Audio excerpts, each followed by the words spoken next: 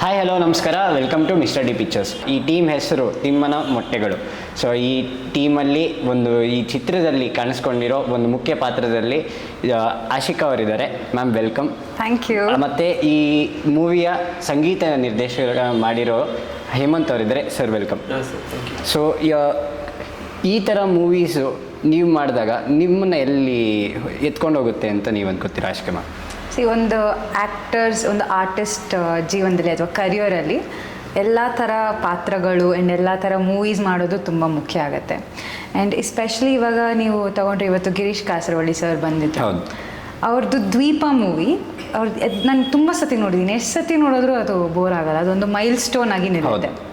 And ಇವಾಗ ನೀವು ಅದೇ ಟೈಮಲ್ಲಿ ಪ್ರಾಬಬ್ಲಿ ಎಷ್ಟೋ ಕಮರ್ಷಿಯಲ್ ಮೂವೀಸ್ ಬಂದಿತ್ತು, ನಂಗೆ ಗೊತ್ತಿಲ್ಲ ಅದು ಯಾವುದು ಅಂತ. ಇದೊಂದು ತುಂಬ ಮೈಲ್ ಸ್ಟೋನ್ ಆಗಿ ನಿಲ್ಲುವಂಥ ಅದೊಂದು ಚಿತ್ರ.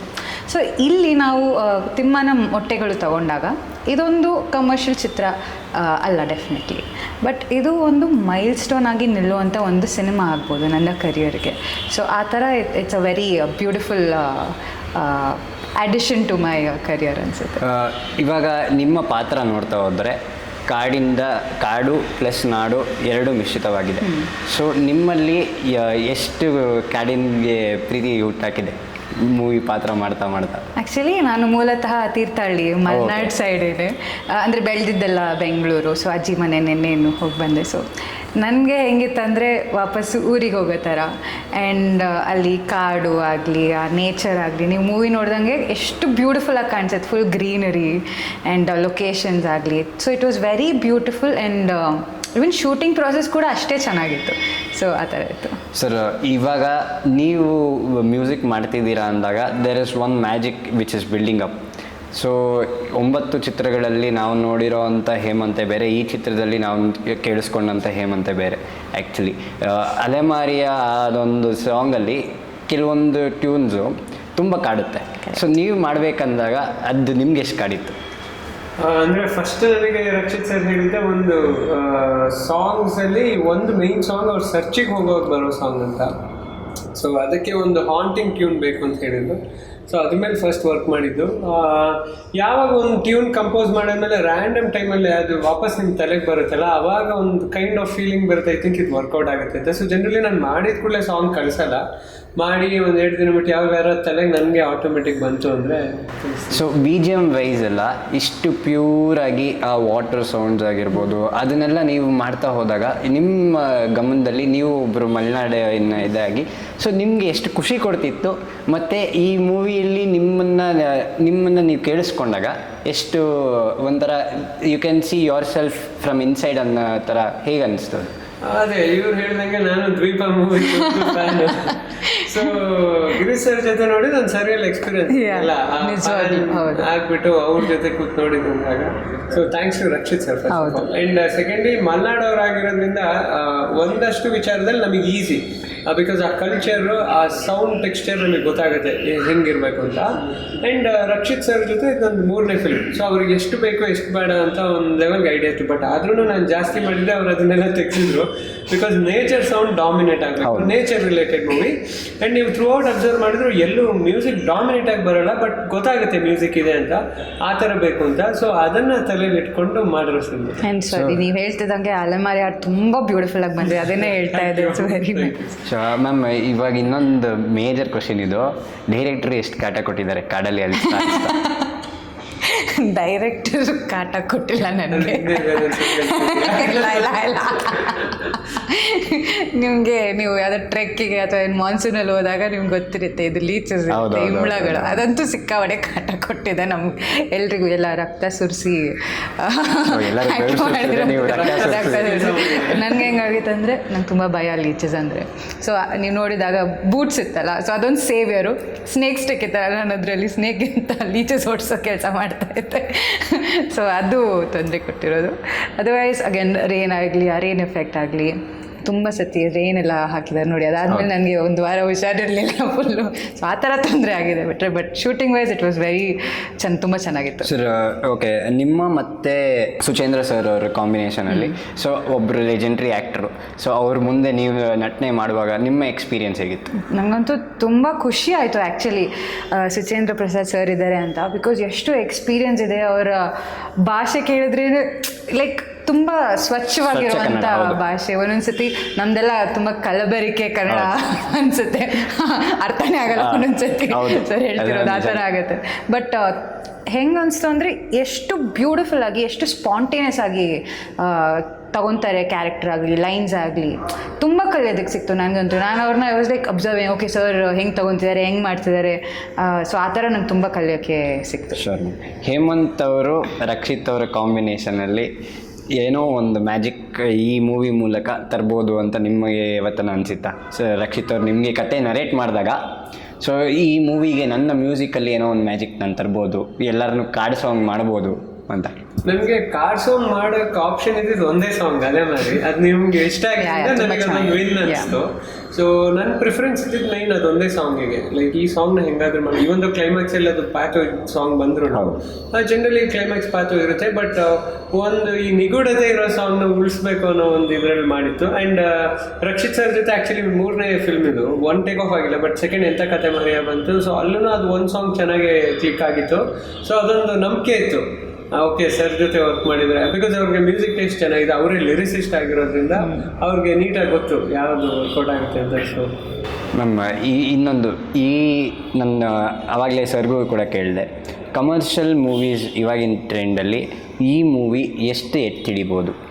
ಒಂದು ನಾಡಿನ ಕಥೆ ಆಗಿರ್ಬೋದು, ಕರ್ನಾಟಕದ ಭಾಗದ ಒಂದು ಮುಖ್ಯ ಟ್ರೆಷರ್ ಅಂದ್ರೂ ನಾವು ತಪ್ಪಾಗಲ್ಲ, ಮಲೆನಾಡು. ಸೊ ಅದು ಆ ಭಾಗನ ಎತ್ತಿಡಿಬೇಕಾದ್ರೆ ಈ ಮೂವಿ ಎಷ್ಟು ಪ್ರಾಮುಖ್ಯತೆ ಬೀಳುತ್ತೆ ಅದು ವರ್ಸಸ್ ಕಮರ್ಷಿಯಲ್ ಮೂವೀಸ್? ಅಂದರೆ ಇದು ನನಗೆ ಗೊತ್ತಿಲ್ಲ ಇದು ಕಮರ್ಷಿಯಲ್ ಮೂವೀಸ್ ಜೊತೆ ಕಂಪೇರ್ ಮಾಡಬೇಕಾ ಅನ್ನೋದು. ಬಿಕಾಸ್ ಇದೊಂದು ಇದರದ್ದೇ ಆದ ಒಂದು ಜಾನರ್ ಇರುತ್ತೆ, ಇದರದ್ದೇ ಆದಂಥ ಒಂದು ಆಡಿಯನ್ಸ್ ಇರ್ತಾರೆ. ಎಲ್ಲ ಮೂವೀಸ್ ಎಲ್ರಿಗೂ ಅಲ್ಲ.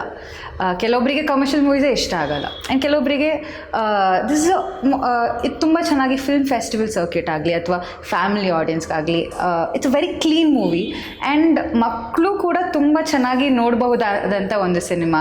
ಅವಾಗಲೇ sir with a very beautiful message. Actually ಇದು ತುಂಬ ಪ್ರಸ್ತುತವಾಗಿರೋವಂಥ ಒಂದು ಟಾಪಿಕ್. ಆ್ಯಂಡ್ ಇವಾಗ ನಾವು ಕಮರ್ಷಿಯಲ್ ಮೂವಿಗೆ ಐ ಡೋಂಟ್ ಥಿಂಕ್ ಕಂಪೇರ್ ಮಾಡಬೇಕು ಅಂತ. ಇದಕ್ಕೆ ಈ ಸಿನಿಮಾಗೆ ಇದರದ್ದೇ ಆದಂಥ ಆಡಿಯನ್ಸ್ ಇದ್ದಾರೆ ಆ್ಯಂಡ್ ತುಂಬ ಜನ ಇಷ್ಟಪಟ್ಟಿದ್ದಾರೆ ನೋಡಿರೋರು. ಇವರು ಕೂಡ ಡಲ್ಲಾಸಲ್ಲಿ ಪ್ರೀಮಿಯರ್ ಆದಾಗ ಇವರು ಇದ್ದರು. ಸೊ ಅದೇ ಹೇಳ್ತಾ ಇದ್ರು, ಅಲ್ಲಿ ಮಲೆನಾಡು ಅಟೈರಲ್ಲೇ ಬಂದಿದ್ರು ಅಂತ. ಸೊ ಒಂದು ಇವಾಗ ಹೇಳ್ತಾರೆ ಪ್ರತಿ ಒಂದು 20 ಕಿಲೋಮೀಟರ್ಗೆ ನಮ್ಮ ಡೈಲೆಕ್ಟ್ ಎಲ್ಲರೂ ಮಾತಾಡೋದು ಕನ್ನಡನೇ. ಇವಾಗ ನಮ್ಮ ಮಲೆನಾಡಲ್ಲೂ ಕೂಡ ಎಲ್ಲರೂ ಒಂದೇ ಥರ ಮಾತಾಡಲ್ಲ, ಅಲ್ಲೂ ಕೂಡ ಡೈಲೆಕ್ಟ್ ಚೇಂಜ್ ಇದೆ. ಇವಾಗ ಶೃಂಗೇರಿ ಕಡೆ ಒಂಥರ ಮಾತಾಡ್ತಾರೆ, ತೀರ್ಥಹಳ್ಳಿ ಕಡೆ ಒಂಥರ ಮಾತಾಡ್ತಾರೆ.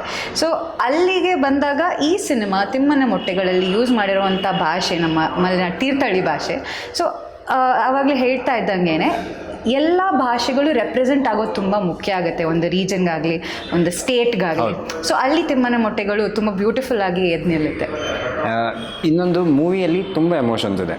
ಒಂದು ಮದರ್ ಎಮೋಷನ್, ಅದರ ಜೊತೆಗೆ ಒಂದು ನೇಚರ್ ಜೊತೆ ಇರುವಂಥ ಒಂದು ಸೈಕಲ್ಲು, ಅದ್ರ ಜೊತೆಗೆ ಲಾಸ್ಟ್ ಸೀನಲ್ಲಿ ನೀವು ಪಾಕೆಟಿಂದ ದುಡ್ಡು ಇಟ್ಕೊಡ್ತೀರಾ ಅವ್ರಿಗೆ ಹೆಲ್ಪ್ ಮಾಡೋದಕ್ಕೆ.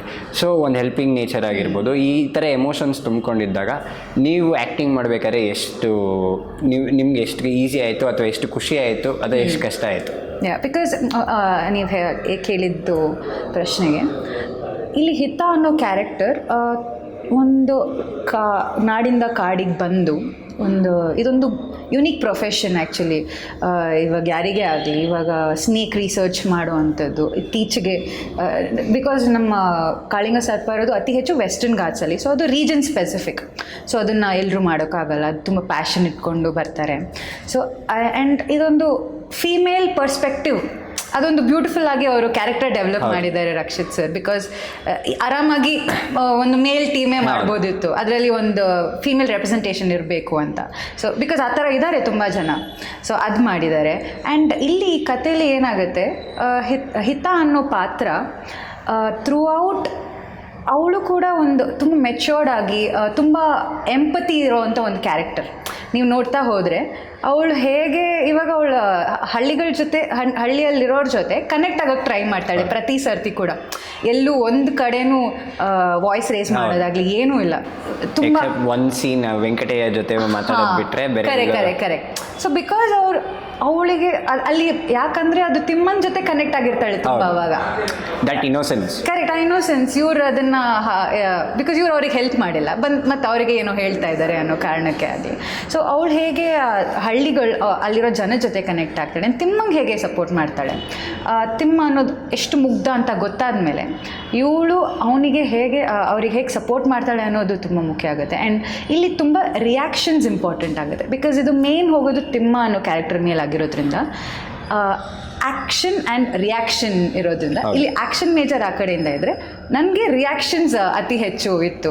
ಸೊ ಆ ರಿಯಾಕ್ಷನ್ಸ್ ಮೇಲೆ ಫೋಕಸ್ ಮಾಡಬೇಕಾಗಿರೋದ್ರಿಂದ ಇವನ್ ನೀವು ಕ್ಲೈಮ್ಯಾಕ್ಸ್ ದೃಶ್ಯದಲ್ಲಿ ನೋಡಿದ್ರು ಕೂಡ ಆ ರಿಯಾಕ್ಷನ್ಸ್ ತುಂಬ ಇಂಪಾರ್ಟೆಂಟ್ ಆಗುತ್ತೆ. ಸೊ ಆ ದೃಷ್ಟಿಲಿ ಈ ಕ್ಯಾರೆಕ್ಟರ್ ಹಾಗೆ ಪೋರ್ಟ್ರೇ ಮಾಡಬೇಕಾಯ್ತು. ಹೇಮಂತ್ ಸರ್, ನೀವು ಮಲೆನಾಡವರಾಗಿ ನಾಗನ ಪೂಜೆ ಮಾಡ್ತೀರಾ ಅಥವಾ ನಿಮ್ಮ ಪರ್ಸ್ಪೆಕ್ಟಿವ್ ಅಲ್ಲಿ ನಾಗ ಅಂದ್ರೆ ಏನು? ನನಗೆ ದೊಡ್ಡ ಕ್ವಶನ್ ಮಾರ್ಕ್ ಮಾಡಿದ ಮೂವಿ ಇದು.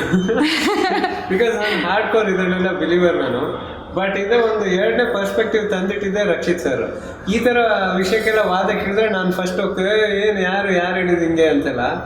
ಬಟ್ ಈ ಮೂವಿಗೆ ಈಗ ಕಂಪೋಸರ್ ಮತ್ತು ಡೈರೆಕ್ಟರ್ ಆದಮೇಲೆ ಮೂವಿನ ಹೈಯೆಸ್ಟ್ ನೋಡೋದೇ ಎಡಿಟರ್, ಮ್ಯೂಸಿಕ್ ಕಂಪೋಸರ್. ನಾನು ಇವತ್ತು ಮೂವಿ ನೋಡುವಾಗಲೂ ನನಗೆ ಅದು ಇನ್ನೊಂದು ಪರ್ಸ್ಪೆಕ್ಟಿವ್ ಅಲ್ಲಿ ಕಾಣಿಸುತ್ತೆ. ಪ್ರತಿ ಸಾರಿ ಅಂದ್ರೆ ಇವಾಗ ನೀವು ಒಂದ್ಸರಿ ನೋಡ್ತೀರಾ, ಒಂದು ಜಡ್ಜ್ಮೆಂಟಿಗೆ ಬರ್ತೀರಾ. ಬಟ್ ನಾನು ಇವತ್ತು ನೋಡುವಾಗ ಅದ್ರಲ್ಲಿ ಒಂದೊಂದು ಡೈಲಾಗ್ನು ನೀವು ಫಸ್ಟ್ ಟೈಮ್ ನೋಡ್ತಾ ಇರ್ತೀರಾ. ನಂದು ಪ್ರಾಬ್ಲಿ ಎಷ್ಟೊಂದು 40-50 ಸಾರಿ ನಾನು ನೋಡಿರೋದು. ನನಗೆ ಫಸ್ಟ್ ನಾನು ರಕ್ಷಿತ್ ಸರ್ ಜೊತೆ ವಾದ ಮಾಡಿರ್ತೀನಿ ಕೆಲವು ಸರಿ, ಇಲ್ಲಿ ಏನಕ್ಕೆ ಈ ಸೀನ್ ಬೇಕಿತ್ತಾ, ಇದು ಬೇಡ. ಬಟ್ ನಾನು ಇವತ್ತು ನೋಡೋಕೆ ಅನಿಸ್ತಿತ್ತು ಅವ್ರ ಮೈಂಡಲ್ಲಿ ಏನಿದೆ, ಅದು ಏನಕ್ಕಲ್ಲ ಡೈಲಾಗ್ ಬಂದಿದೆ, ಎಷ್ಟು ಇಂಪಾರ್ಟೆಂಟ್ ಅದು ಅಂತ ಒಂದಷ್ಟು.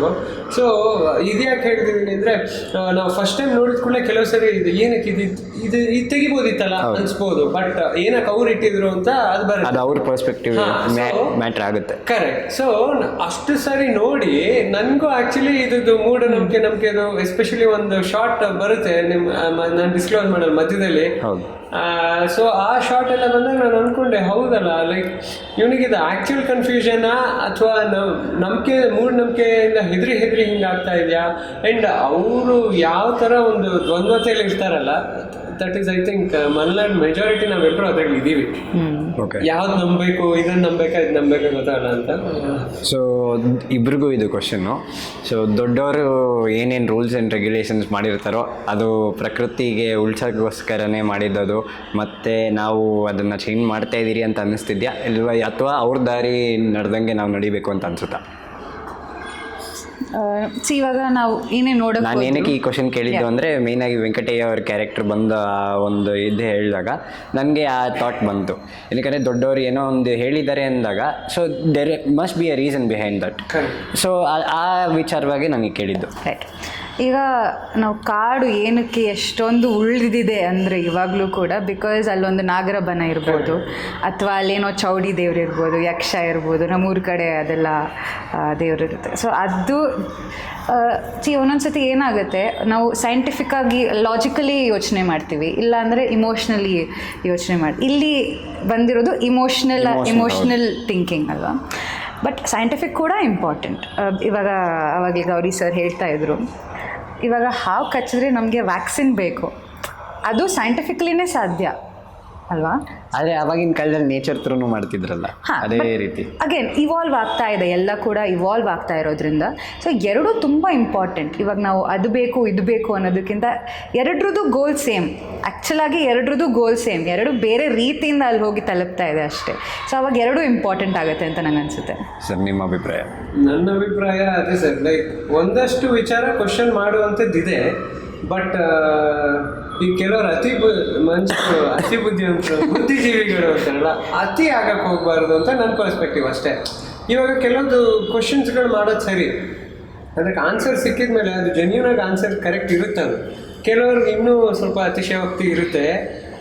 ಸೊ ಅದನ್ನೆಲ್ಲ ಬಿಟ್ರೆ ಇಟ್ ಈಸ್ ವೆರಿ ಬಿಕಾಸ್ ಇವ್ರು ಹೇಳ್ದಂಗೆ ಅಲ್ಟಿಮೇಟ್ ಮೂವಿದು ಯೋಚನೆ ಮಾಡಿದ್ರೆ ಇವ್ರ ಪರ್ಸ್ಪೆಕ್ಟಿವ್ ಆಗಲಿ ನೇಚರ್ ಪರ್ಸ್ಪೆಕ್ಟಿವ್ ಗೋಲ್ ಒಂದೇ. Protection. Way of achieving the goal was Different, different. ಹೌದು. ಸೊ ಐ ಮೀನ್ ನಾನು as a hardcore believer ನಾನು ಅದನ್ನು ಹಾಗೆ ಬಿಡೋಕ್ಕೆ ಇಷ್ಟಪಡ್ತೀನಿ. ಓಕೆ, ನನಗೂ ಡೌಟ್ಸ್ ಬರುತ್ತೆ, ನಾನು ಕೇಳ್ತೀನಿ ನಮ್ಮ ಅಮ್ಮಂಗಾಗಲಿ ಮನೆಯಲ್ಲೆಲ್ಲ ಅದು ಯಾಕೆ ಹಾಗೆ ಅಂತ ಕೇಳ್ತೀನಿ ಹೊರತು ಅದ್ರ ಮೇಲೆ ಏನು ವಾದ ಮಾಡೋಕ್ಕೆ ಹೋಗಲ್ಲ. Sure sir.